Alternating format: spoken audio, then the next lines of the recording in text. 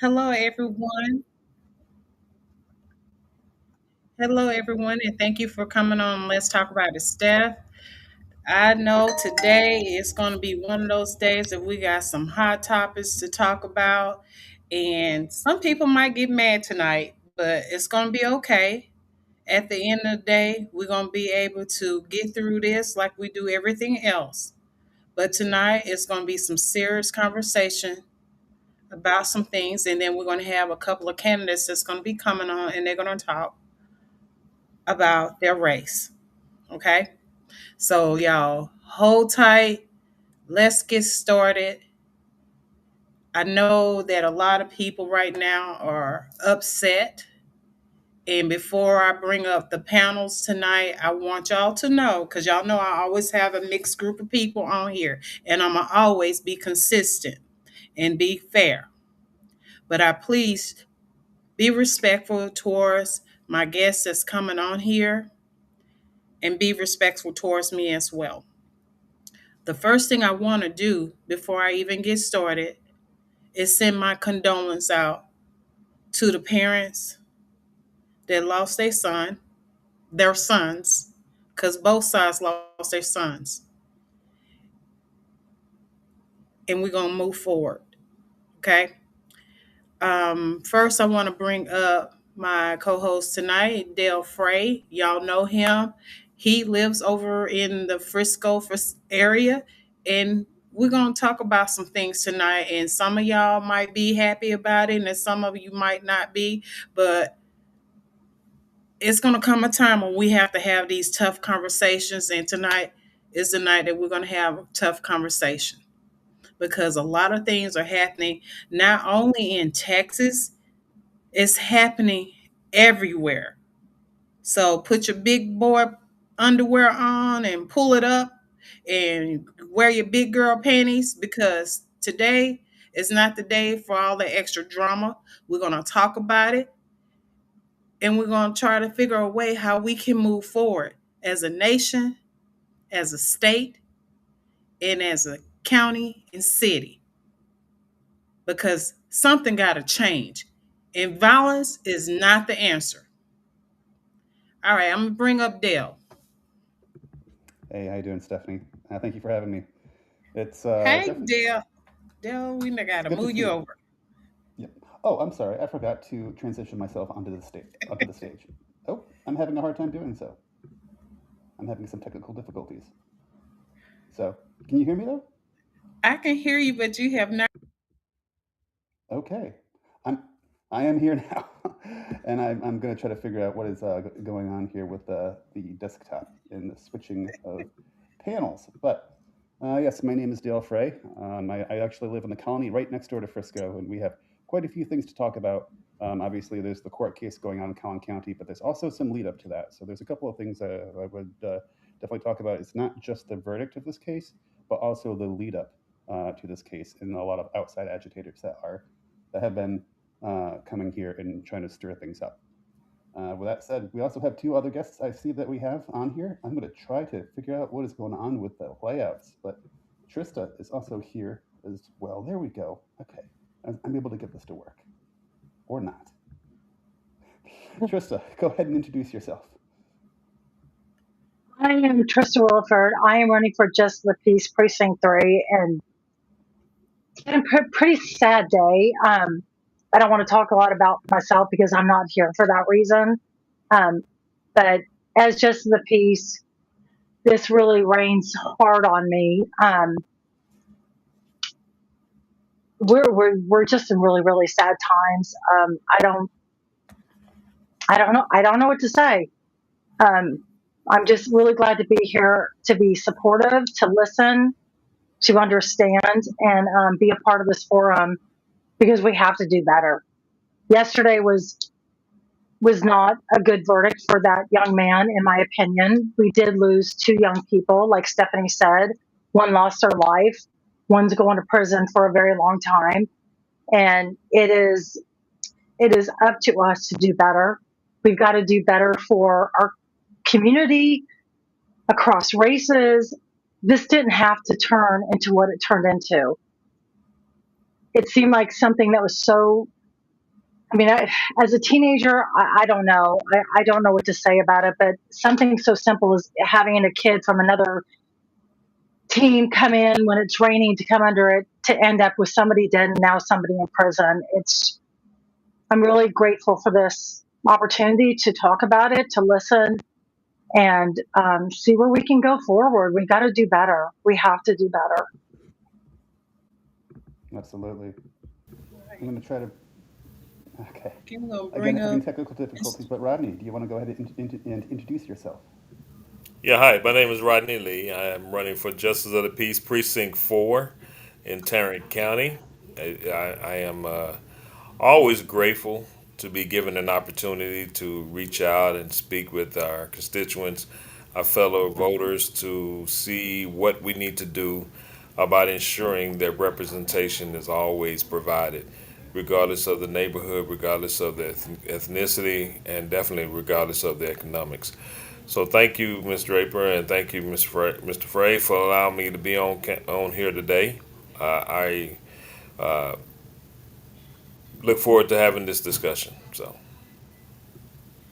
Absolutely. I am so sorry for the trouble. I'm going to try to find out which one of these layouts will work. Um, Yeah, I'm like all over the screen, at least okay. in what I can see, and I do not want to be front and center. Please.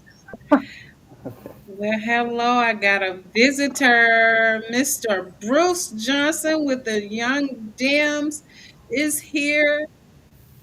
Thank you, Stephanie. Yeah, I'm Bruce Johnson, over here in Collin County, but the Young Democrats president, Collin County, but also is the vice chair of the Texas Democrats with Disabilities.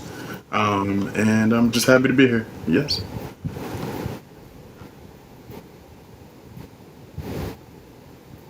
Nice to meet you, Bruce. I've never been on here with you. I've Nice to met meet you. Rodney Nice. before. Yes, nice to meet you. Yes. So, Bruce, I got two JP candidates on here, Yes. and we got Dale on here. We're all very opinionated, and folks, Yeah. remember, this is just our opinion only, just like you have opinions. We have opinions and thoughts as well, and we're going to definitely make sure that we are being very respectful towards each other.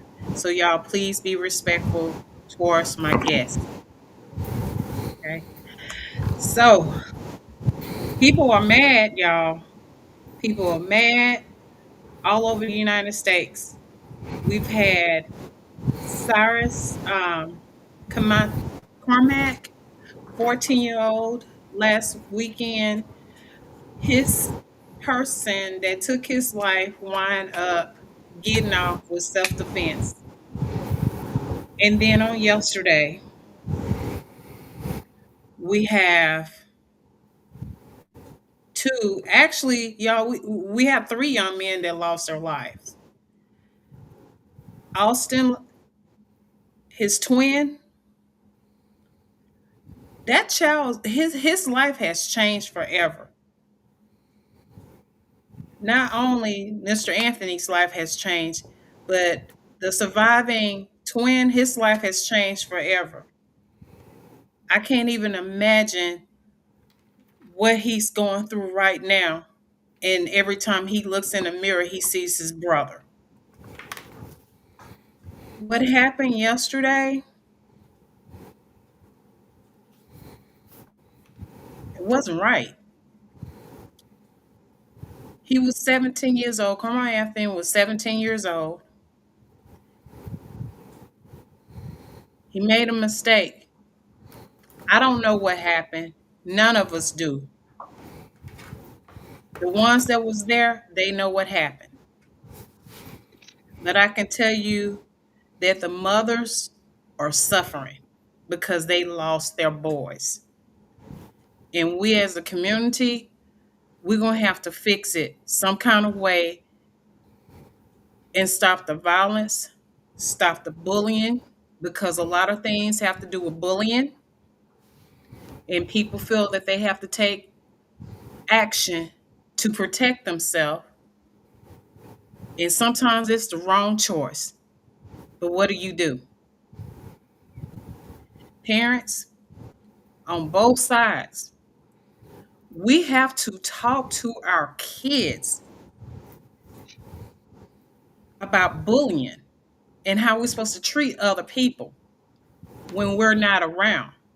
And even when we are around, you got to teach your kids how to treat other people because everybody is not going to respond how you think they're going to respond. People are upset, and everybody on both sides have the right to feel the way that they feel. But I don't believe in people should be rejoicing over what's happening because there's no rejoicing in none of this. Three people's lives have changed forever. One will never be able to speak again. Two are still here and their lives have changed. Where do we go from here? What's your thoughts? Sure. So, actually, before we continue, can I confirm with everyone whether or not the panels are set up correctly? Because I know we had some UI issues. Can I get a thumbs up? Um, and then aside from that, it's there's not just the verdict of the case. There is also what led up to the verdict, and even before the case, even we've seen a lot of outside agitators coming here to Collin County and trying to stir things up. You know, there's a lot of people who intentionally tried to turn this into a racial thing. I'm going to talk very briefly about some outside agitators who were agitating this particular court case that we're talking about, but also agitated Frisco City Council. So if the panels work out, like if for some reason, if I can share my screen, if nope, it won't let me. Okay, then I'm just going to have to try to talk through this then. So just briefly, this is a guy named Jake Lang. Jake Lang has unfortunately made the Metcalf situation like his personal business. I do not know why. He lives in Florida. He flew all the way from Florida just to come to Collin County to stir things up. I'm going to skip past all the other horrible things that were mentioned in that Frisco City Council a while ago. But, like a couple of days before the trial, where this guy, Jake Lang, by the way, showed up to the trial. But before that, he showed up to Frisco City Council and was causing a ruckus. He had to be escorted out by police and all that. He's a straight up white supremacist, and he posts Can I this. say something real quick, Dale? Not to interrupt you, but I love that you said escorted. If he were a black Okay, man, he would be drug out. yes. That's that. Sorry, I had to say something about that. No, no, by all means. I was kind of agitated too at the media coverage. People are saying that he's a quote controversial figure. I believe the correct terminology would be the word terrorist. And I know that the word terrorist sounds strong. However, this is a January 6th rioter who was videoed beating police officers with a baseball bat on January 6th. He was then, of course, pardoned, as the January 6th rioters were, and then he decided to run for office. He actually ran for U.S. Senate because he lives in Florida. And so when Marco Rubio was tapped by the Trump administration, it left a vacancy for Florida's one of Florida's senatorial races, and so he ran for that. The guy's a straight up agitator, is what he is, and a terrorist. I would call him terrorist Jake Lang. Yeah, he's a domestic terrorist for sure. Yes, and he was holding up signs saying like "White Lives Matter." He uses the Metcalf image as part of his brand, unfortunately. I, I do not understand why this guy is so fixated on our area.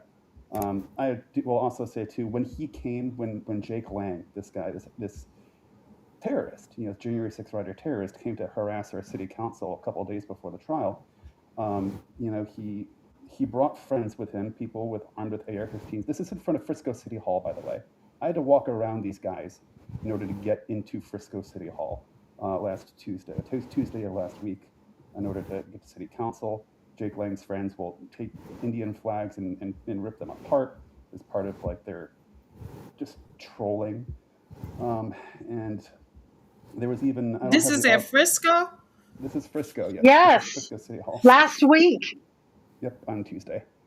So Essentially, I don't have the audio here because I can't share the audio without causing echoes in this meeting space. But there's a video of people with Jake Lang screaming, "Jews will not replace us. Jews will not replace us." End quote. It feels very much like um, the take back I'm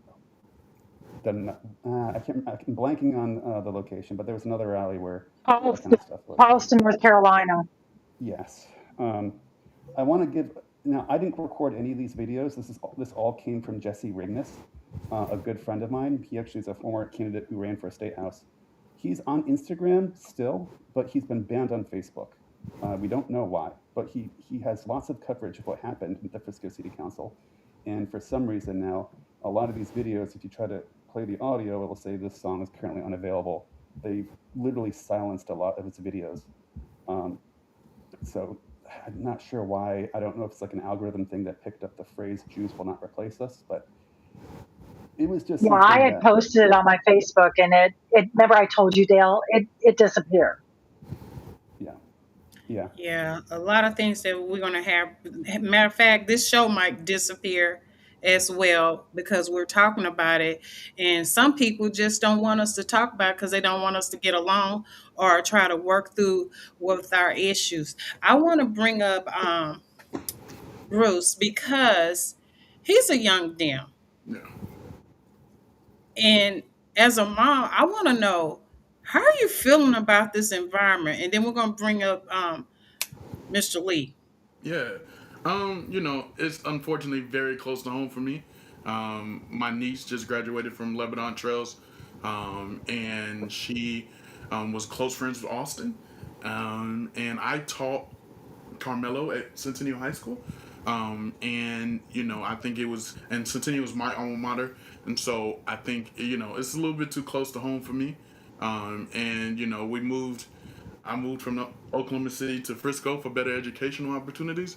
And, I think 10 years ago, Frisco was a quiet neighborhood. Now I just feel like outsiders are agitating the whole, you know, agitating the whole area, honestly, from Frisco to McKinney, wherever. But I think the the environment been hostile since Trump was elected, in 24. So I think the concept of I think my life changed when Tamir Rice got gunned down. We've been seeing injustices, at least all our lives, and I'm sure y'all have too. But I think the idea of Carmelo was a clear injustice, and I think we have to just tell each other, and I tell my fellow young Dems just to stay vigilant, when moving, because outsiders are trying to, poison our politics, trying to poison, just information, and just be aware of falsehoods, and that will be presented. People are posting AI pictures of Carmelo, like it's just, it's ridiculous, and just, be aware of, all the misinformation. Thank you. Thank you. All right. Looks like we got our county chair on here. Hello, Miss Delia Parker Mims. I know you got something to say. Can you explain to the people exactly what happened? Can you make it make sense for us?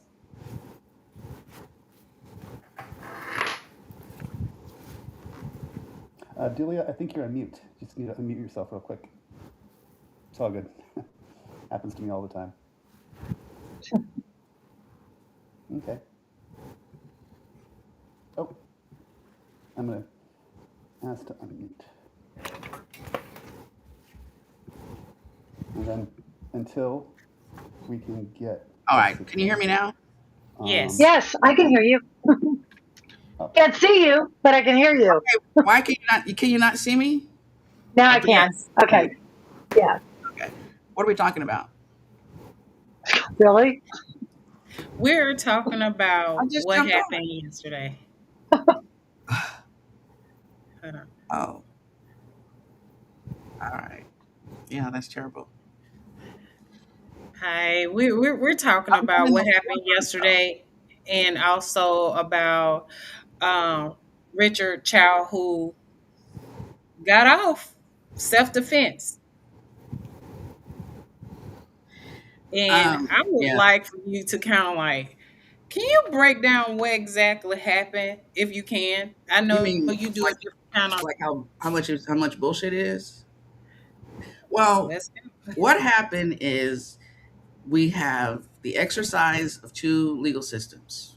One where some people were able to avail themselves to the actual system that exists, and the other where people want. I have always told people ever since I became a lawyer, and I just use this one thing as an example. I've always said black people do not have a right to the Second Amendment. I've always said that. No matter, even before issues happen, I will say we do not have a right to Second Amendment. And because even if like the person in Minnesota, whatever, when he got shot, I don't remember his name, he had a licensed gun. The gun was in his glove compartment box. He wasn't even, and he said, "I'm reaching for my registration. I have a gun, and there's a gun in here, but I'm a licensed gun owner." He opens it and he gets shot. Right. So we don't see the the gun lobbyists getting upset when that happens to a black person. We simply don't have the right to any of those defenses. He wants to he wanted to claim self-defense. They don't see him that way. The problem is he is a young black man who is being seen not by a jury of his peers, and to people who um, are not his peers. He appears to be somebody who is hostile. We are simply looked upon as aggressive, and we don't get the benefit of the doubt. You don't look at him as someone who has a future, because you could go through the list of all these people who have committed horrendous crimes, like the white guy that raped a girl, and the judge said, you know, you're not. I don't want to ruin his life for making a mistake, because they look at him and it's like, oh, he has a future. But you look at Carmelo, and they just see that he is somebody who needs to be made an example of, and he doesn't get the benefit of doubt. I mean, I'm not remotely shocked. I don't have any words of encouragement. I'm sorry. I'm just not. You know what? I think we're all feeling the same kind of way. Actually speechless. And Delia, you have a son like I do, and Mr. Rodney, we're gonna bring you on too. Yesterday, I caught myself having to have the talk to my son because he hangs around a lot of people that don't look like him. And I had to tell him, listen, you need to be careful because it might not be them, it might be other people that are friends with them that might feel a certain kind of way about you right now because of your skin. I might be What is your son? 100% wrong, but I had to make sure that I gave that talk to my son. And I'm gonna You're have to not do the wrong. same thing with my other son is give them the talk because I want my kids to come home safely, you know? It's And true. a lot of and I hate to say this, no, I don't. If you're white, you're privileged because 9 times out of 10, when your sons and daughters get pulled over by the police, no matter where you at in this country, they gonna come home. We don't have that option. Sometimes they don't come home. And if they do manage to get to the police station, they're battered. And then something happens to them there. So there's a reason why you see that we as Black people are upset because we know that we don't have the same luxury as you have when it comes to the system. It's not made for your kids, it's made for our kids to be in the system. What up, Bruce? But no, I wanted to, go back to what you said about the Second Amendment um, isn't afforded to us, and it sucks because obviously we got Castile who was shot and killed with his family in the car. The young man in Minnesota. We can have all the right paperwork and everything. That and we still get gunned down for being licensed or lawfully carrying a handgun. I am a firearm owner. I have a few of them because I grew up in Oklahoma and Texas. But I think I am definitely vigilant in the sense of never give them permission to search my car. Unless they ask, I won't tell. And I think it's definitely dangerous. But I just feel as, especially Democrats, I feel like sometimes as in security protocol, we get kind of lackadaisical, in certain events, and the day of the Minnesota lawmakers were gunned down in their house. We had an SDC meeting in Delia's backyard, and you had SDC members from all over the state with like no police, So I think is they hate us real bad right now. So I think it's definitely a dangerous environment, and we just need to lower the temperature outside, and educate people to show up for jury duty for sure. Did you not feel safe in Denton? No, I just when people get gunned down in their house, they get gunned down in general. I'm not saying it was not specific to Denton, but I'm just saying that Democrat events typically don't invite law enforcement or some sort of security. And white supremacists are everywhere, and so or hateful people in general. But I just used Denton as an example because it's local. But we had the same situation in Longview. At our SDC meeting out there. So I think a lot of it is just maybe like the relationship with law enforcement, but security Yeah. is a priority as well. Yeah, we do have security when we do other type of events, but Denton's a little different. But you're right. But we have, we it's a little different, but we kind of It is. got to. Yeah, Denton is a lot different than Props Longview for sure. for being on today, being the only white person on this podcast on a day like today. I got to give you props for that. That's Thank you. Yeah. Mr. Rodney, what are your thoughts? And I know you have some thoughts. I'm gonna bring you up. Well, thank you for having me on, first of all. Yeah, it is a tragic situation all the way around. But I'm taking a much different approach to this because we've seen this before. And yet, when we look at the representation and we look at who shows up at the polls, we want to march, we want to protest, we want to pray, but we don't want to vote. And so my issue is simply is this: look, I'm an ordained minister, but I'm tired of praying. I won't go to marches simply because of the office that I'm running for. But at what point do we get fed up enough that we actually go to the polls?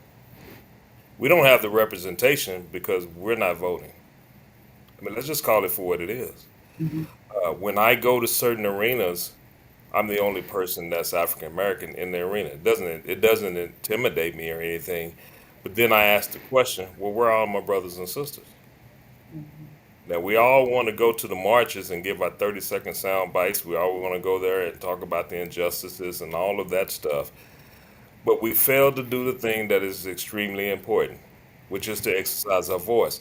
Because we've been hoodwinked into believing that our voices don't really matter when it comes to voting because we feel like they're going to do what they want to do anyway. And that's a trick of the enemy. At the end of the day, yes, this young man lost his life, both one in the prison and the other one physically who lost his life. But you got to look at what was there. You only pull from the registered voters. So where are they at? Where are these people who say, I am sick and tired of this? Where are you when it comes time to pull a lever and select the persons who actually come to represent you? I'm running for a judicial office here. So I have to be careful because we're not investigators. We're a trier of the facts that are presented before us. And the question I continually have is simply this. I worked at a school district. I've been involved indirectly in two school shootings, and both of those incidents have resulted in persons losing their lives. And the issue that comes back to me is simply this. Those parents are still grieving. We're still giving philosophical messages about what needs to happen. And then when it comes time to actually step up to do something, that's all we're doing is getting philosophical information. And so I know this is not a popular statement, but I'm going to say to the day I die, listen, they're not coming after your ability to march. They give you permits, they let you do all of that. They're not coming after your ability to grandstand on the 5 second newscast and say your piece. What they are coming after is your ability to vote. That's why they're putting all this energy into this. So if we want representation, if we want to see better representation in the courtroom and in the jury stands, if we want to see this, then we've got to get beyond just talking about it and really feel like, hey, we want to make a move on this. You got to vote. I'm sorry. I'm not dismissing what happened here because it was tragic. But stop crying about stuff that we're not going to do anything about. If you're not going to vote, stay at home. I mean, I'm just being honest with you. It's a waste of everybody's time. If you're not going to vote, quit complaining because your non-vote is a vote for all this mess that we see right now. There would be no Donald Trumps if we'd have got out and voted. Even with the atrocities that's going on right now, I keep telling people 37% of America, and some of them are black and people of color, 37% of America says this dude is doing a good job. Oh, So help me understand that then. If you're that outraged, why won't you take it takes more it takes less time to cast your vote than it does to march. If you're that outraged, why don't you vote? So that's my statement. It's not popular, but that's my statement. add something. Sorry. Go ahead and clap. No, clap away. Clap away. People that register to vote, don't they? Isn't it automatic? Or I'm sorry, with people that are called in to be on a jury, is that part of their license? It's not their registration, isn't it? Isn't they pull through the driver's license? I could be wrong. Delia, do you know? I think it's the voter roll. I'm gonna look it up because at one time it was by driver's license because people were not registering to vote. So they Well, started pulling the license. I'll do a fact check. Where's Dale? Maybe he Lisa, can fact check.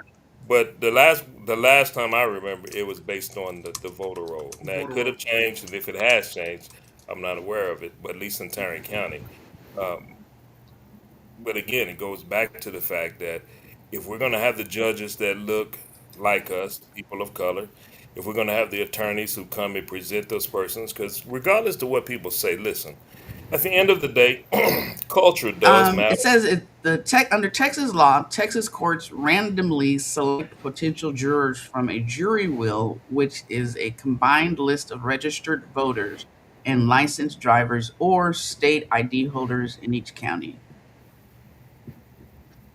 There Gotcha. you go. Yeah, there's the answer. But that's just for jury. That's not for people voting. But I wanted to make that clarification because I thought that was the case. Yeah, but it's a combination of both, though. It So is. Yeah, again, but if you're Right. not on that, if you're not registered, then you're not going to get called for jury, which is important. Yeah, I just feel like even in both cases, honestly, feel like you know it was more than five qualified black folks in McKinney or in Collin County in general who could have qualified to be on a jury. I was going to say that as well. It's Yeah, like, yeah, and and could they have not moved it out of that venue to make it to where he would have true no. peers on the jury? Me and my mom were talking about this the other day. It was like he sure ain't gonna have no chance in hell in Hunt County. He he sure wasn't gonna have no hell, no chance, and probably Denton County either. and they sure the hell weren't going to go to Dallas. So Yeah. honestly, yeah, its surrounding counties were slim pickings. But I just feel like I don't know what the system is on as far as selecting who gets called and whatnot, but I do feel like it was more qualified people who could have been impartial Well, to a certain degree we than what was can't selected. we. And Ms. Day, I heard you say you're an attorney, so I would love for you to speak to this.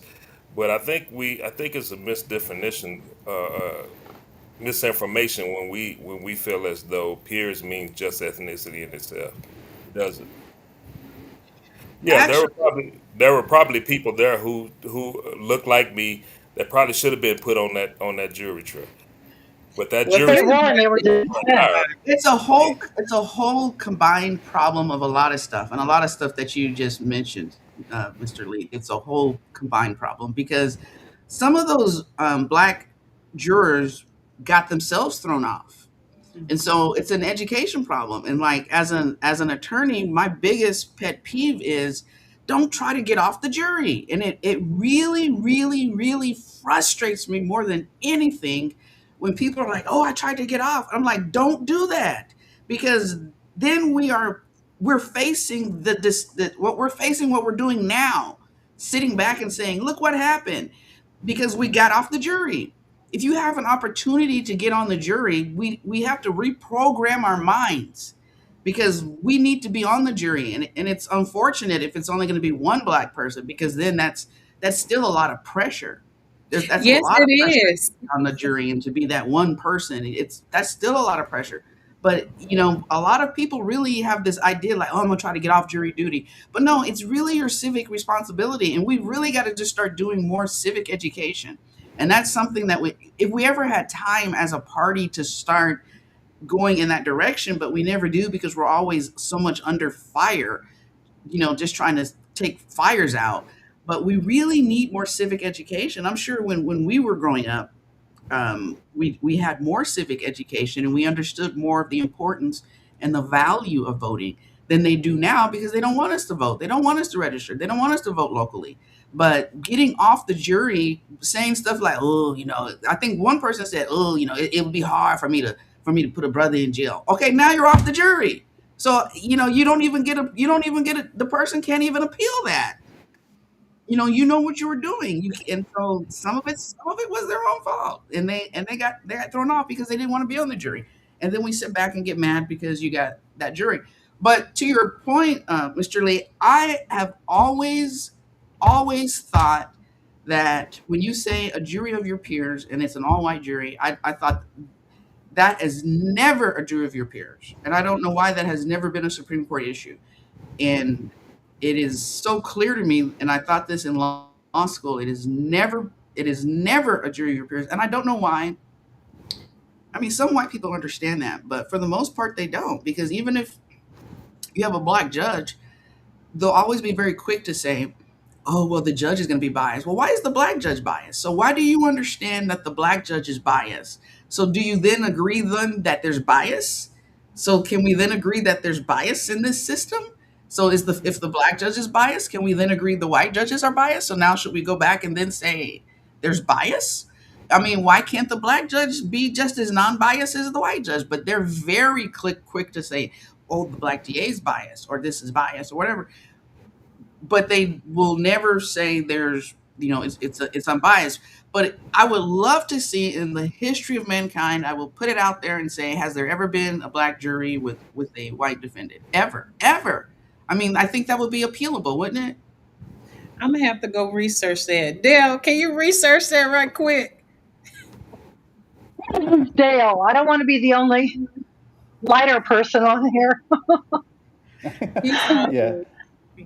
yeah. Sorry. Hopefully, you And guys let me can hear me say, right now. coming from a school standpoint, because we brought up the thing about bullying, and being someone who speaks to hundreds of families, students, and what have you, as I'm going through my day-to-day operations, one of the major issues that I have is that we're doing away with just teaching civility. In other words, teaching people how to be civil. Uh, That's what Stephanie and I were talking about. I this, agree with that. this thing has gotten to. because it's a psychological deal. I mean, it's about, well, the only way I can be heard is to yell or throw hands, and I'm in positions where sometimes I ask the students, "Why are y'all fighting?" Because they talked about me on social media. This young man who, and I don't want to get into this name in the school, but on one of the cases that I named two shootings that I indirectly was involved with.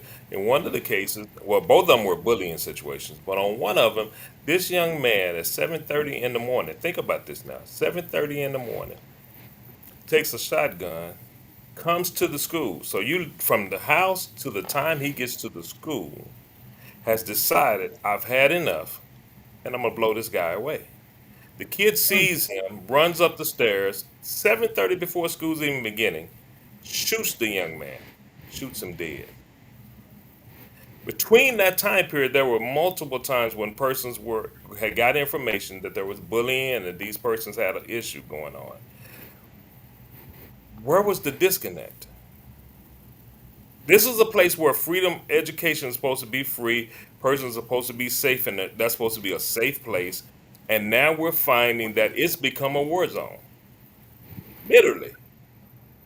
And we come, and again, my words may sound insensitive, but we come, and then what we say is, wow, let's pray for the families. Well, hell, I'm sorry. Well, at what point are we going to stop praying and start actually doing some things? We had the Uvalde situation. Young man came in, took these people out. Here, what do we do? Let's have a moment of silence for the families. I'm not mocking this stuff, but I'm simply saying I've got two children. I've got a granddaughter now. Hell, I don't want y'all mourning, having a moment of silence because my Hmm. children are dead.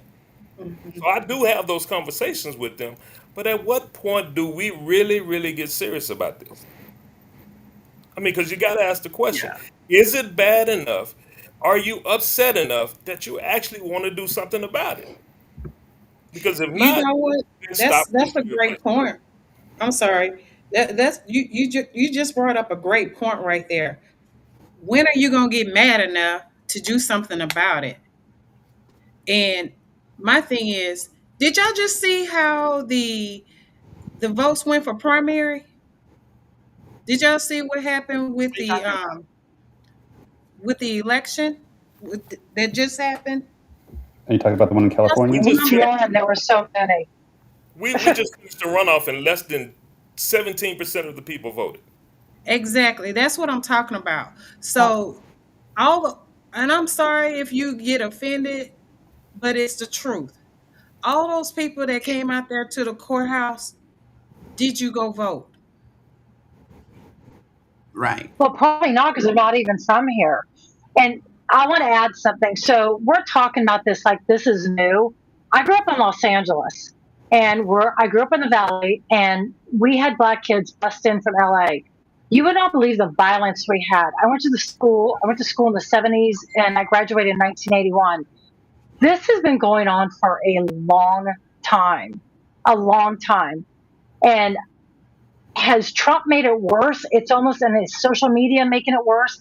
This has been going on for a long time where we thought we were ahead. And it's hard for me to talk about it. I'm a white person. I cannot understand. I can empathize with what's going on with all of y'all, but I don't understand it because I don't live it.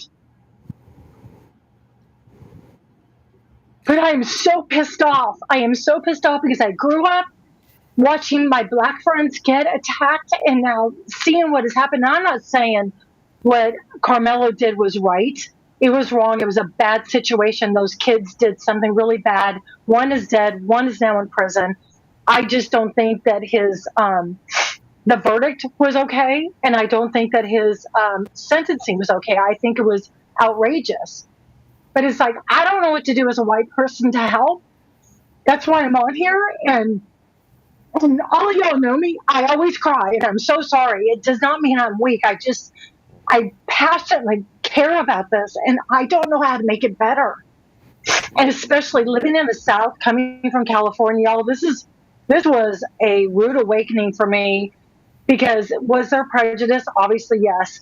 But the blatant racism in Texas, and it's getting worse. This crap that's going on in Frisco has blown me out of the water. and I don't know what to do. I'm one person. I mean, I talk to people about it. Stephanie and I, the last 2 days have been on and off talking about this. That's what's been going on, but I don't know how to make it better because, like I said, this has been going on since I was a junior high school student, and I'm 62 years old. How do we fix it? What do we do? How do we get people together? How do we get where somebody isn't pissed off that a black kid wants to come in because he's being rained on, that you have to have a fight where, and I don't know about this case. I can't talk about this case because I was not there. It's such a bad outcome for both families, period. I think the big one for me would be, I know I'm sure it's more comfortable to talk to it about with Stephanie, but talk to your white friends. Like I think I think people tend to Oh, I do. yeah, Believe me, I do. and people always want to talk about racism with black people, but like we know, like Oh, I know. we know black people, we know we endure racism from everyone, but it's just like I feel like no one ever goes to First Baptist of Dallas, and talks about racism, or either they'll even be invited, but these Cottonwood Baptist Church and right here, but it's just like talk to people that look like you versus I'm not going to go over somewhere else and talk about Asian hate. Like I just feel like it should be a better spokesman for those type of issues. But but as far as racism, it's not. I don't think Miss Trisha, you're gonna fix it by yourself. But No. I think we're seeing it more rapidly because of social media um, versus back in the day, it would be slower word of mouth, like, and so, but no, I think, it needs to be more communication widespread than coming to black communities and be like, oh, I'm sorry, guys.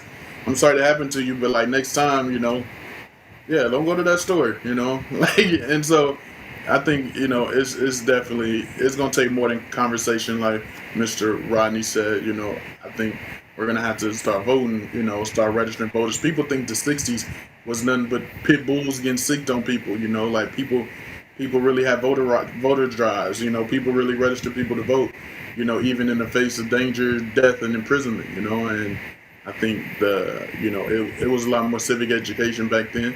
Um, Even in the midst of everything, we're going through hell right now, but what they were going through back then, it's our ancestors, our even our grandparents or mother parents were going through is way worse than what we're going through now.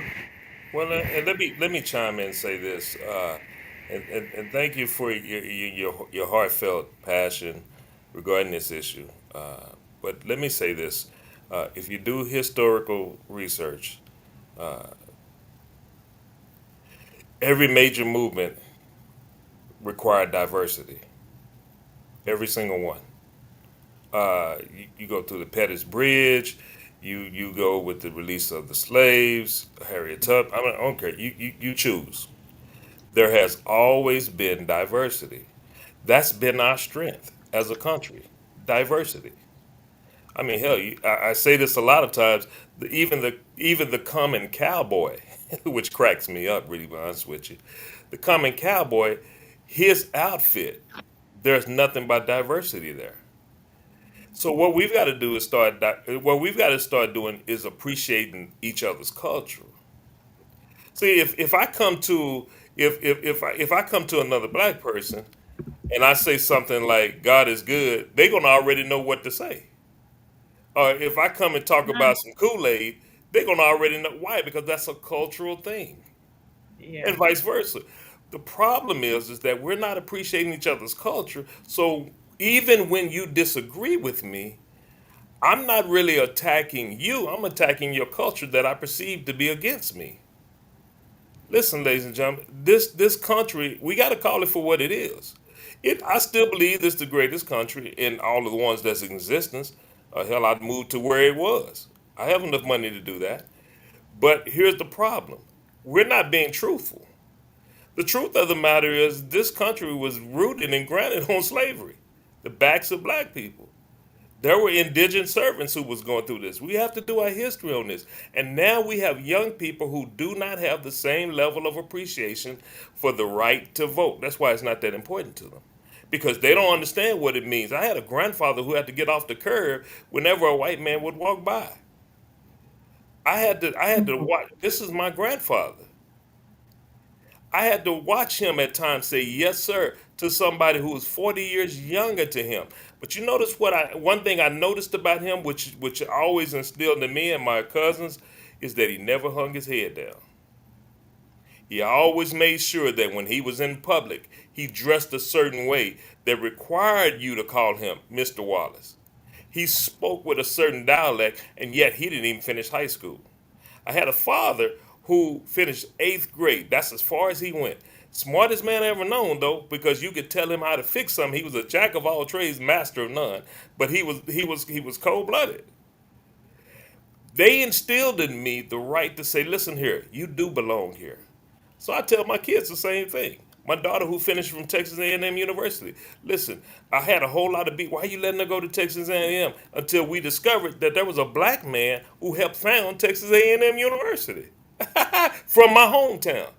Education means a whole lot, but what we're getting is 30-second sound bites. We're getting pissed off about stuff that really we're actually attacking each other's culture. We don't even know each other. So you want to change this thing? Be truthful. Because there have been some times when I've been in my own family background, and they calling white people peckerwoods. I mean, let's just call it for what it is. And I'm sure that if in some of your settings, I'm not calling you out, please, but in some of the Caucasian settings, I know they're using the nigger word. I know they're doing it.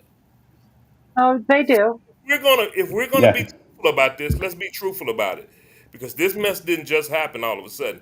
This is historical No. things that have been going on, and they're still going on, and we're sitting here crying and saying, "Let's pray about it." Please understand, I believe in God. First prayer, I get up every morning and pray for my family and everybody. But what I'm saying is, if all you're gonna do is bend your knees but not stand on your feet, you wasting everybody's time.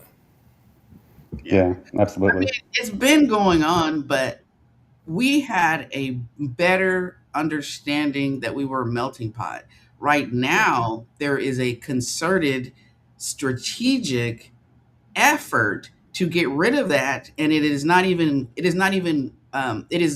covert.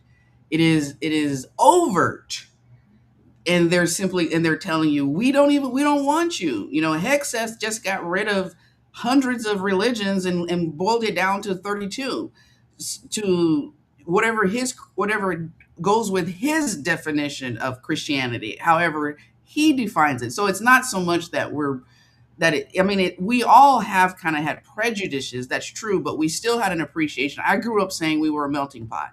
Now, in Denton County, we have a senator that says we don't want to go to the mall. It looks like a third world country, even though he's married to someone who looks like she's from a third world country. So I don't understand that. But they are overtly saying that they don't want it, and we have a president who is overtly racist.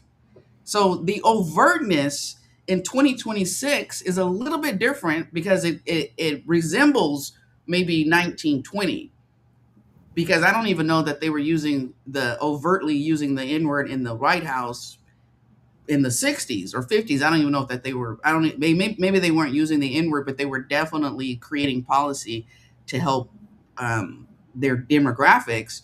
But they may not have been using the N word. But now in 2025 and 26, they are definitely and overtly creating policies to help white people, and they're not even hiding it. They're only letting white immigrants come into the country. So it's not even a trickle down. It's they're permeating the atmosphere. So a theory that I have, that how it's going to change, because you're right, we can't do it alone, and that's why black people, we're not protesting. That's why we're not in the streets, because we know, and we've always known, and we've always survived, and that's why we're upset internally, but it's not new to us. We've survived off of less. We've survived, and we will survive. So we're not going to panic as much as other people are, because this ain't new. But we already known, and ultimately, the white people who really are not racist, and I believe that there are a lot of people who aren't racist, but who do understand, or who don't want to admit that they live in a world where they are benefiting from white supremacy. They benefit from the supremacy of being white, because our country was built on that. Christianity was built on that. Their indoctrination to do horrific crimes against humanity that they infused their religion in, told them that they could do that, and they could, because Jesus is white and the white man is right next to Jesus. Those people who are not really racist are going to have to step out of their comfort zone, and they're going to. They're going to, because we are not our ancestors. And it is going to happen, because Carmelo is an example of what is going to happen. I'm not saying I want this to happen, but it's going to happen, because we're not our ancestors. So what's going to happen is you're going to see people like this young man who is white, who was murdered. Now this woman, his family, this mother, this white mother, is crying because her son is dead. And we know all these mothers of these black children who have been murdered, and none of their killers have gone to justice, have been crying and their hearts are broken. Nothing new. But now we have this mother, at least her killer in her eyes has gotten justice, but she's crying. That's not going to be the first one. That's not going to be the last one. I'm not asked. I'm not. This is my theory, because we black people are not going to be treated like the 60s and the 50s and the 40s. That's not going to happen. Okay? People will die. It's going to happen. Yes, it is. If they're going to be emboldened by Trump, who is overtly calling for the annihilation of people who are not white, and that is what he is doing. That is what his Gestapo tactics were doing. That is I don't see him doing anything other than that. The response is not going to be, in his mind, maybe he's thinking the response is going to be, we're going to have an America that was, when America was great, was when women were submissive and everybody who's not a white person was a slave or working in farms or working in detention centers, and we're all submissive because he's building all these things. That's just not going to happen. We all know that's not going to happen. Women are not going back in the house. Some white women maybe, because they're comfortable in their white privilege and they're still going along with it, and they still think they'll be protected. They don't know that they're also on the menu, and that's unfortunate, because they're putting their daughters on the menu, and they're casting their daughters out there. That is unfortunate from them, but they are on the fucking menu. So that's unfortunate. The rest of us people already know that that's what's happening, and that's not going to happen. I will never be a slave. That's never going to happen. Another white person will die. Another white person will die. And so when those things continue to happen, then those white people who really are not like that are going to have to respond and say, you know what? We cannot sit in our privilege, and we're going to have to do something about it. And so I hope that it doesn't get to that, but I will tell you, we're not going backwards. So, if you ever follow me, I keep saying it's not going to work out, you guys. We should learn to live together, because it's not going to work out the way you think. A, Democrats really do have guns too. So that's one where they're wrong about that. And B, black people, I can only speak for black people, of this day and age in 2026, we ain't our ancestors. And I don't even mean that to disrespect them. They did what they had to do, and they were strong, and we have the strength of our ancestors, and thank God for that. But we don't have to bow our head and go to the side. And I have a friend still alive who told me a story about that. But we're not doing that in 2026. And so if the response is, you're going to bully us at our school, but on a higher level, like what Trump wants, the response is going to be violent. It really it is. There's nothing. I'm sorry. It's just going to be violent, and so there will be Yeah. more white deaths. There will be black deaths, but it won't, and that won't be new to us either. It won't be new, okay? Because we are a people of faith. I don't want to die, but I'm ready to die. But I will tell you that I won't be nobody's slave. So we Yeah, absolutely. together. And I don't mean to interrupt you, Dale, but I kind of want to go back to something Rodney said when I was talking about Stephanie. We just happened to be communicating back and forth about the trial, and I was kind of keeping her up to date on what was going on.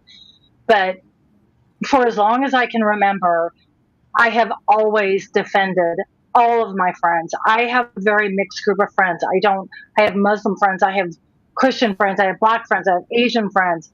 And if anybody has ever talked bad about any race, I stand up. I've been doing that since I was a little girl. When I was a young child, I was put in a foster home with just black people when I was in Los Angeles. I did not have the best childhood growing up, but I ended up in a black foster home, and this one little girl that I met, who was the only one that was friendly to me, kept trying to make me say the N word. I was in third grade. I flat out refused to say it. So I have been defending black people. I have been defending any race, any religion all my life. That the only reason I said that about Stephanie is because Stephanie and I are pretty good friends, and we were just going back and forth because we were just in shock about what happened yesterday. Yeah, But I had to say that because, and I know I'm just one person, but yeah. I No, had to say that. it was me, Well, Bruce. Yeah. I, I say Oh, Oh, this. sorry. I'm Go ahead. sorry.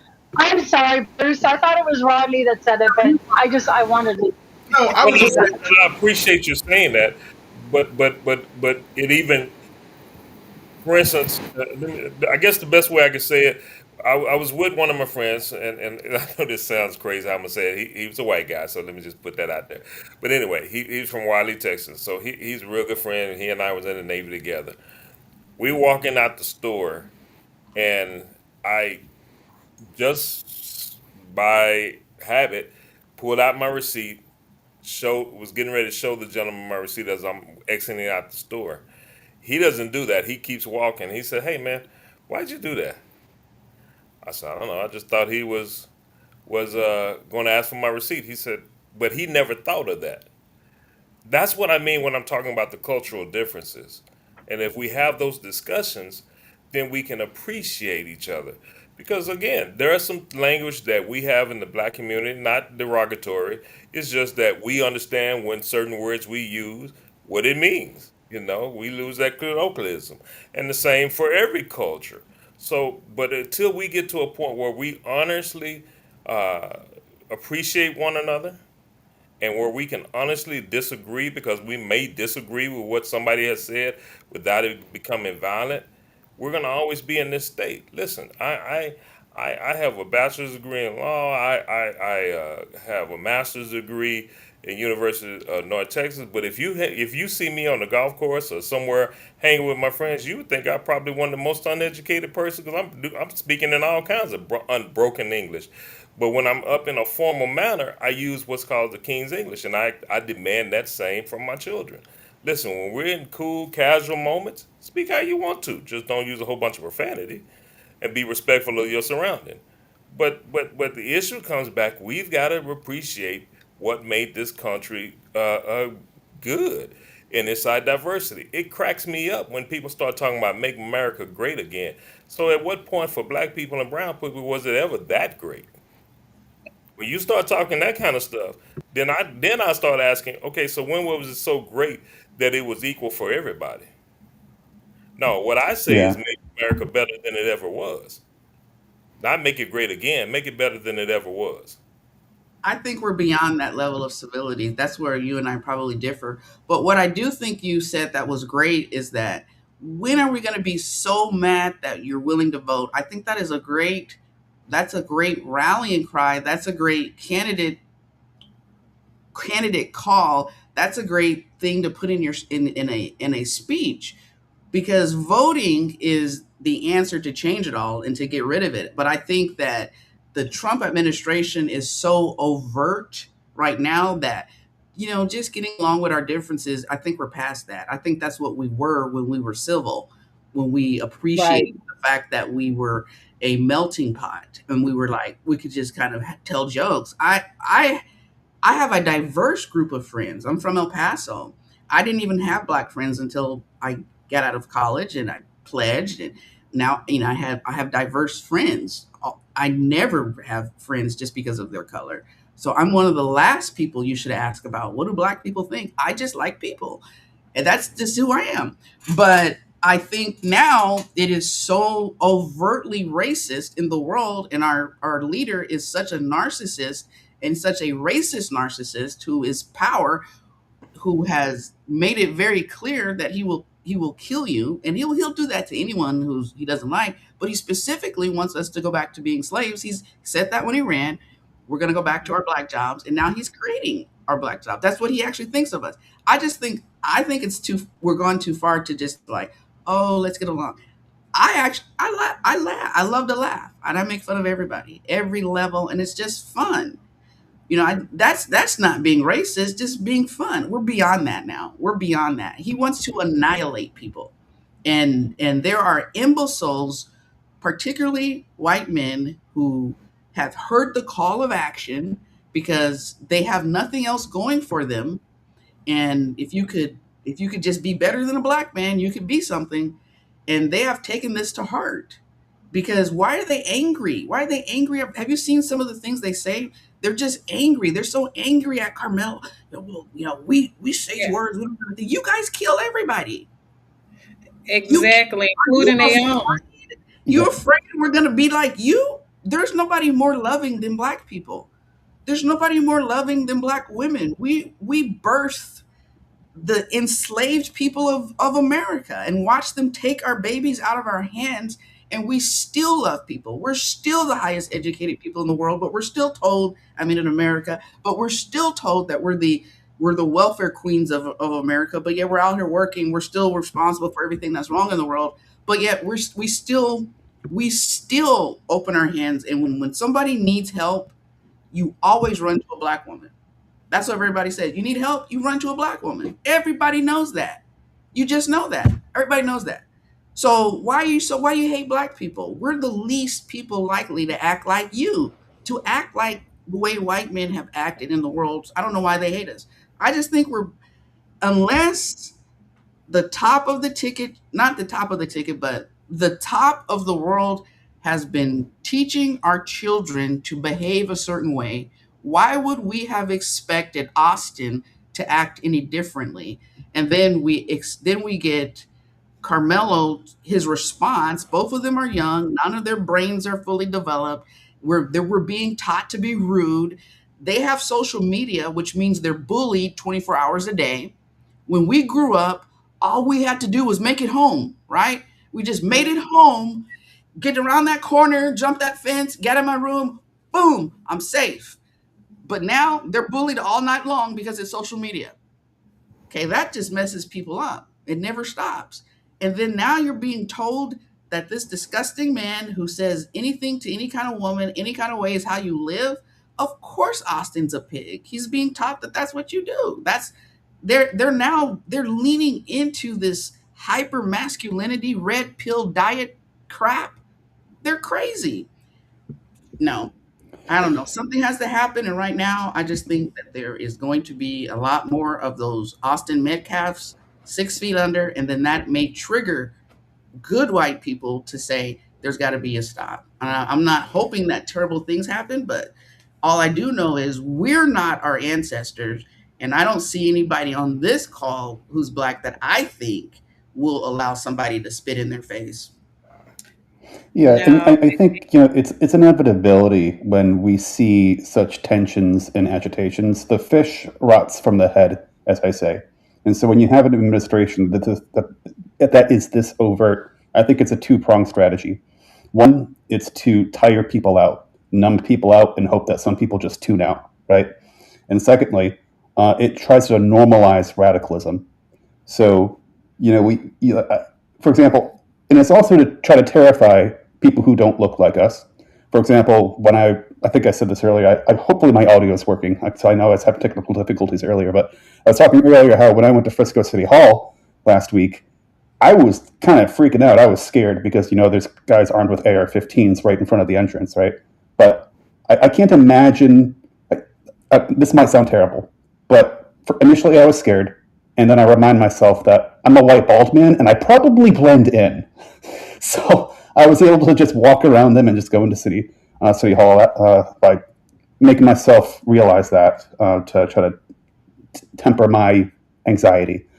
But when I say the fish rots from the head, we're seeing that racism is actively being used, and it is getting a small group of people to become louder and louder and to also trend on social media. And so you do have this type of cult. I call them groypers. Groypers is a slang term for people like Nick Fuentes and for people like Jake Lang, for example. Jake Lang not only showed up to Frisco City Council, but also this trial. I believe Jake Lang was actually arrested in the courtroom because he was causing a ruckus. But the problem is, even though someone like Jake Lang, is gets arrested and all that, he still trends. He gets attention. We're seeing on social media, being racist can get you attention. It may make you infamous, but you can't say the word infamous without saying the word famous. And so we live in a society that it's not society as a whole on the internet is not necessarily celebrating racism, but there's a small group of people who are just loud enough and just trending enough that realize as long as they keep celebrating the racism, they can trend. It's a really unfortunate situation we find ourselves in when it comes to social media and empowering a small but very loud group of people. Well, you know what? I'm gonna add to this. Y'all brought up so many great topics on there, and I'm gonna tell you from growing up in Louisiana, that was one of the most racist states that I have ever lived in, besides Mississippi. But as a young girl growing up, my father was an activist and also a minister. So you put those two together, oh my goodness, you're going to have a whole lot of people that hate you for you being a Christian. They hate you because of your skin color, and they just hate you because you're trying to do better. I had a conversation with Trisha earlier today, and I was telling her how when my dad opened up his fish market, that this group of white men threw a brick in there and told him, "And we don't want you here."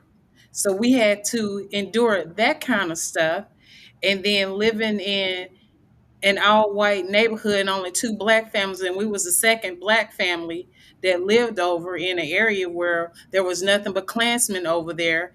And to endure you waking up in the morning, you going outside and you see KKK on your front door or on your vehicles, and you being called the N-word getting on the bus. I understand what Camilla Anthony went through, but there comes a time when you have to teach your children how not to react to certain things when people are goading you. Now, someone had made a comment saying it starts at the end with parents and voting is the key. And they said they just discovered a white man went to jail for 10 years for helping a black family purchase a home. And many black people haven't gotten comfortable. So at the end of the day, we are going to have to work together because we're not, as Delia said, we are not our ancestors. Lord knows I'm not. And I wasn't even when I was growing up in Louisiana. Because if you spit in my face, you're going to have a 5 and a 10 coming your way. I'm just saying, you know, but y'all, what happened yesterday, what happened the week before was horrible. Nobody wins. We got parents that are grieving. One parent is grieving because she had to bury her son. The other parent is grieving because now she got to put her son behind bars. Nobody wins. And I agree with you, Delia. This ain't over. It's going to be more of this going on. But we have to find a bridge to fix it. And I don't know how unless we do exactly that. You get into your communities and you talk to your people. And we have to educate our kids the importance of registering to vote and get out there and go actually vote, because this is the reasons why things like this happen, because we have racist people that are in office that shouldn't be in office, because we have the smart people like Delia is an attorney. Why she can't be a judge? we had a black judge, if I'm not mistaken, that was on the case at the beginning, and they harassed her so badly till she couldn't even do it. Yeah, I So went to school with her, Oh, you did? Yeah. No, isn't that Angela. In crazy? this case, yeah, she was. Yes. Yeah, she was a pre-trial She's the attorney. one she's the one that did his bail, and then Hell all of yeah. a sudden it's this, it's that, other judge, da da da. Because he wasn't even supposed to get bail, right? He's not even supposed to get bail. He's, this kid who was a good student was just supposed to be locked up because he's an animal. Why we gotta be animals? But you can I'm see the humanity in other people. That's the problem. So Yeah. Well, oh gosh, we are definitely past our time, but I really, really, really appreciate each one of y'all coming on here to speak on this. Well, I know we're gonna wind up having to come back and talk on even more so about this, because this issue right here is not gonna stop. And you're absolutely right, because I spoke about if not when, if not now, when. When are we going to change this? When are we going to stand up? Trisha, I asked you to come on here because I felt like you got to stand up. We can't be afraid. And we need our Caucasian people to stand up. You know what's right and wrong. Talk to your people in your family and tell them, hey, we got to stop this racist stuff going on. Each group of people have that. Because I'm going to tell y'all something that happened to me today. I went into this particular store by myself to go buy an outfit. The security guard was standing right there and he seen me.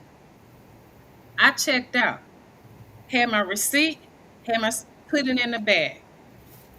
When I got ready to go through the door, he asked me for my receipt, and I just looked at him mhm. for a second, and I had to remind myself, Stephanie, you running for office.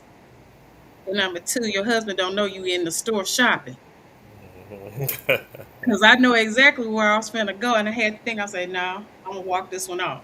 So sometimes we got to think about what we're going to do before we do it. But y'all have any last minute things to say, especially those of y'all that are running for office? Well, I just And wanted to Dylan, say, you running for office as well, too. I just wanted to say this. Having been someone who retired from the military, and it's very peculiar to me. When I was in Japan, see, diversity has its own set of issues. When I was in Japan, they have their issues, but racism is not one of them. When I was over in Australia, same thing. You name these different countries I've been to. It's only in America where we have the diversity, but with that diversity, there comes a great deal of issues. And we just got, it's not comfortable. It is a situation, it is what it is. But at the end of the day, you've got to be confident in who you are. One of the reasons why my son can walk the way he walked with his head up and will not walk with his head down, because that's been instilled in him since the day he was born. I'm like, you are Thomas Lee, a black man, yes, but you're Thomas Lee. That name means something. When you walk down here, I expect for you to conduct yourself a certain way, and I mean for you to do that. And so, through years of indoctrination, now it doesn't matter what environment you put him in. He is going to conduct himself with somebody who is confident. My daughter is the same way. It requires for us to grasp and hug, or whatever acronym you want to put with it, our culture, because listen, if you go really do research, you'll find the stoplight, the tube, bro, all this different stuff. Not dismissing our Caucasian, but not doing that at all. There's a culture there that is very much need to be appreciated. But when we start really looking at how we made America great, you don't have to walk with your head down. But that requires education, and that requires you knowing who you are. And because I won't allow anybody to call me outside my name, and it's just because I'm just prideful. No, there's a lot that went to this name. How dare you not call me by my name? There's a lot that went into me getting this name. I'm not about to allow you to call me outside of my name, and I'm not about to allow you to treat me any way other than a respectable person. Now, I know there are prejudiced people out there, and I've had running for office, had people say some of the most atrocious things to me, and I'm 6 feet and played football. I won't tell you how much I weigh. I just tell people I got to lose a second grader. But anyway, they look at me and I just smile. And in my mind, I'm thinking a whole lot of different things. But I'm thinking if I respond this way, everything that I did to ensure that I am respected as this type of person goes out the window.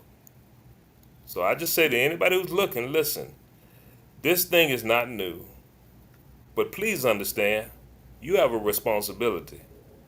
Responsibility to conduct yourself a certain way. And I expect for you to do that. All right. Bruce? Yes. But yeah, no, yeah, so I'm running for the Texas Democrats with Disability chair. Currently vice chair. The election was moved from the convention. It'll take place in September. But I just try to put it all out there. I've been serving in this role as vice chair for about a year and a half. And I think we're in a bit of a transition, and it needs rebranding and a more youthful energy. I just feel like a lot of it is kind of stagnant in the sense of information and different issues that need to be touched on. I just recently resigned as Young Democrats president in Collin County, and just kind of take this on. I'm still on the Young Democrats of America, but the Collin County Young Dems, we got that up and running, so it's best to step away. But disability, I've advocated in front of the state senate. I've led seminars on how to better educate your state reps on how to be better disability advocates. As a man with a disability, as a son of a woman with a disability, I think is very important. It just to advocate for accessible health care, um, you know, quality health care, especially in our rural counties. And Like my county, Collin County, we're a county of 800,000 plus people, and we don't have a county hospital. We don't have a morgue.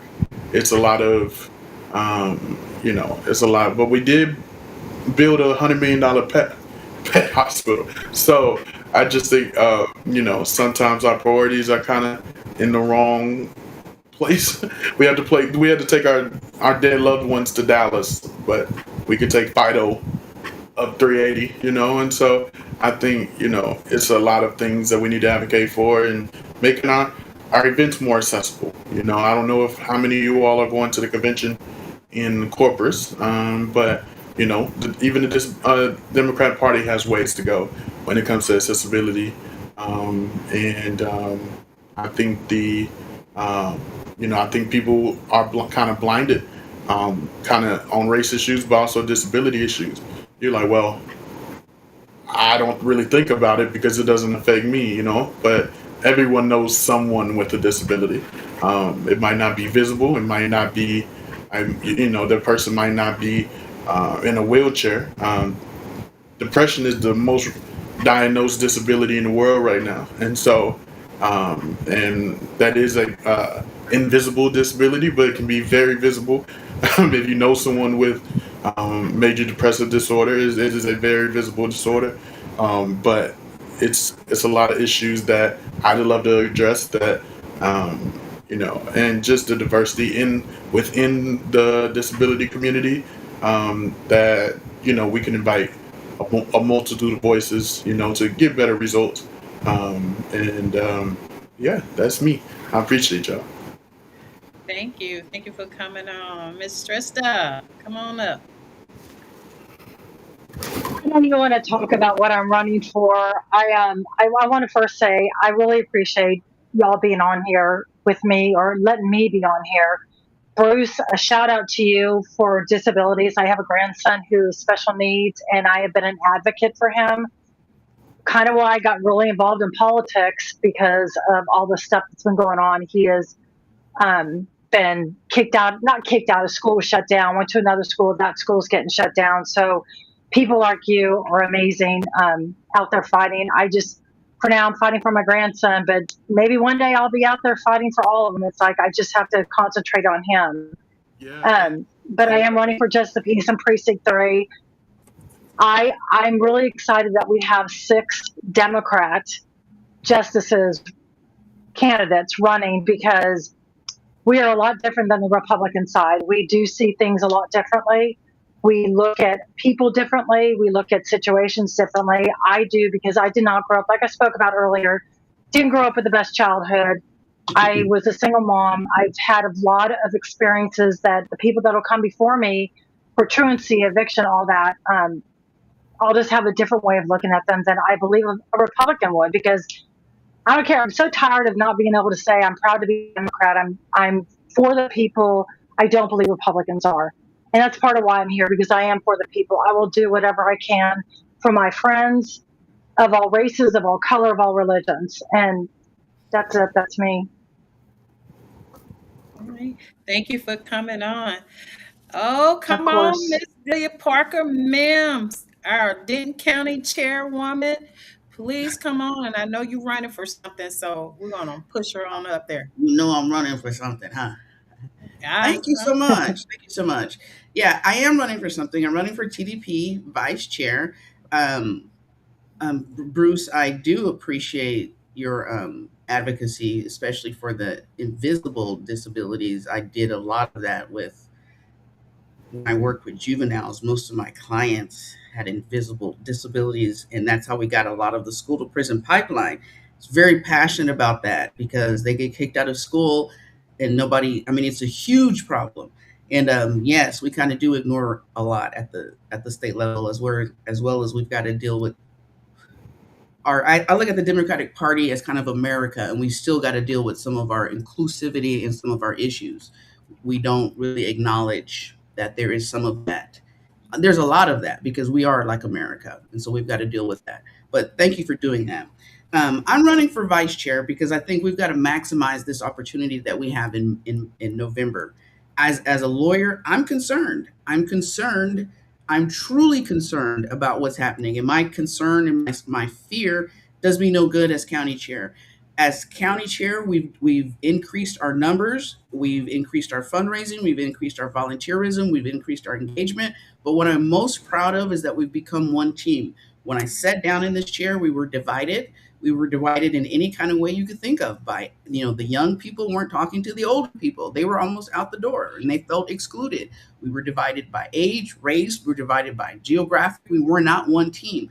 We are one team now. We're winning. We're winning municipalities. We're winning ISD races. We're winning water district races we weren't even running for, but because of our organizational structure. I don't see us doing that type of organizational structure at the TDP level. I believe that it's important for us to do that, and I believe that we can do that at the vice chair level, and that has not been done at that level before. And I want to do that because I think we've got to capitalize on this moment, and we've got to be visionaries and do what we can. So that's why I'm running. I want to bring it there, and I want to use the fear that I have of this moment and capitalize on it and use the strength that we've already created. So I hope to garner your support, Bruce, as well as the rest of y'all on here so that we can do the most that we can in November and win as one team. well, all righty then. Let me do my little.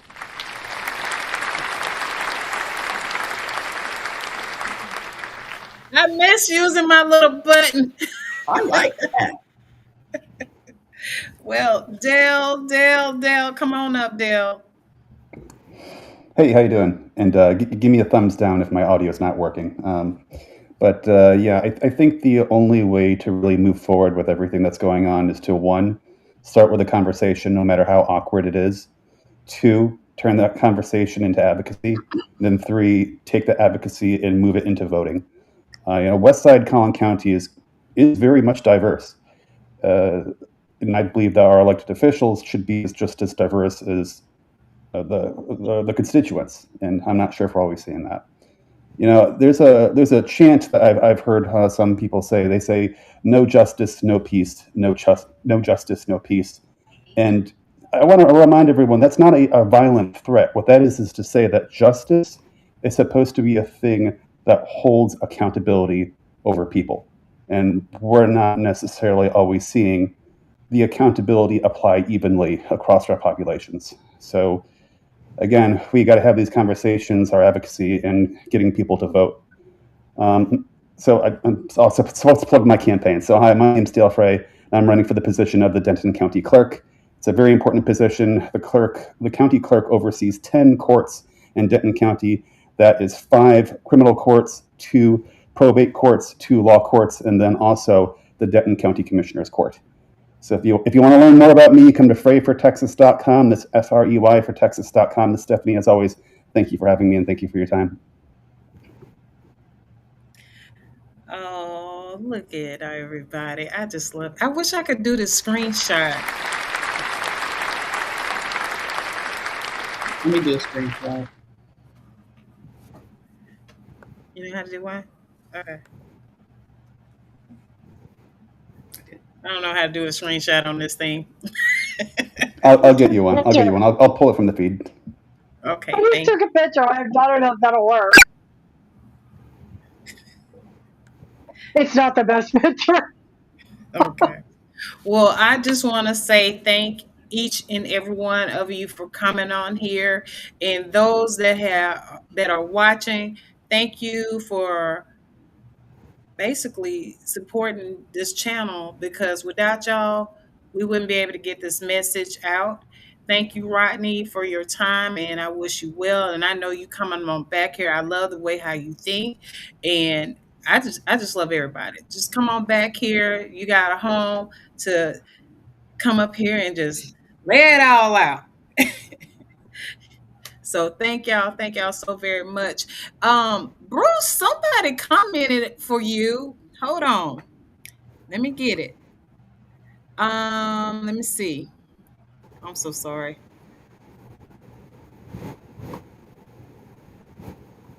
They I see basically it you see it? as a workplace mediator company, and it keeps popping off. And corporations need to do better with regards to disabilities in the workplace. I see the instant. I can't. It keeps going off. Insensitivity Insensitivity in in mental mental health. health and wellness. Oh yeah, especially with everything going on. As a black man who goes to therapy and so forth, I think that workplaces definitely have to be more inclusive. And I feel like ADA, well, not with this Supreme Court, but ADA needs to be updated in a certain sense to reinforce the mental component of it. I think people don't give her enough credit, but Marsha P. Johnson, she was a big advocate during the 80s in regards to the ADA and rights and during that time. And she's a pillar on why we have ADA today. ADA is still technically a young Democrat, and ADA was founded in 1990. So I feel like a lot of information we have now has been updated since then, obviously, and we've had so much more information in regards to mental health when it comes to generational trauma, all these things that are passed down that need to be spoken for and acknowledged. And corporations got to stop being greedy and take care of their workers. But no, I appreciate y'all. I appreciate you having me, Stephanie. You're so welcome and please come back. Please Yes, come ma'am. back. And I appreciate everyone for coming on here. Good luck on your campaign. And y'all know listen, y'all who have not voted, please make sure you go register to vote. We have a election going on right now with the Denton County Mayor, I'm sorry, not county, Denton City, the mayor race, and also the city council race. So if you have not went out to go vote, please go vote. Next week is election day, and that is something that I'm a big advocate for, is about having countywide voting on election day out here in Denton County. It's 2026. It's time for us to be able to vote wherever we need to vote at in our county. I got a lot to say, but Right. today I'm gonna give my vocal a rest. Hey, But thank and y'all for coming on here, and vote I look Mark forward Hill. to Vote Mark Hill in Frisco, for Frisco mayor. Um, yeah, we can't Yes. let that ride do become mayor at all. And but no, I appreciate y'all. You're so welcome. So if y'all on here, make sure y'all like, subscribe, and come on back next week because you never know who we're gonna have on here. It's so much going on in this country right now, so you never know who we're gonna have on here and what topics we're gonna have. Thank y'all. Peace, love, and be blessed. See y'all next Wednesday. We out.